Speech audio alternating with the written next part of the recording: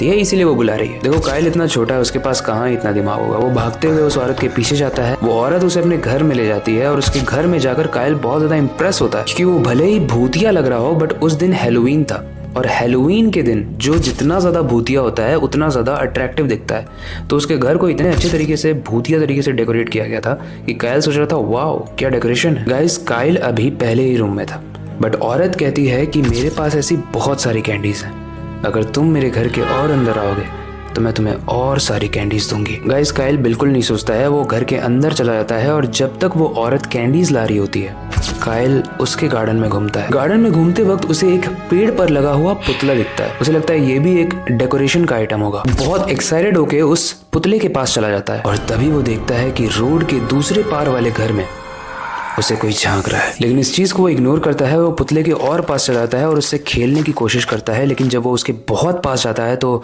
Kyle को ये realise होता है कि ये पुतला वही औरत है जिसने अभी उसे कैंडी दी, यानी ये उस औरत की लाश है। ये देखते ही काइल बहुत डर जाता है और उसके हाथ से सारी कैंडीज गिर जाती हैं। तभी उसे पीछे से एक आवाज आती है, काइल कहाँ हो, अंदर आओ। काइल जब पीछे मुड़कर देखता है तो वो औरत हाथ में उसकी फेवरेट कैंडीज लेकर खड़ी थी, लेकिन ट्विस्ट ये है कि उसका गर्दन पीछे की तरफ मुड़ा हुआ था।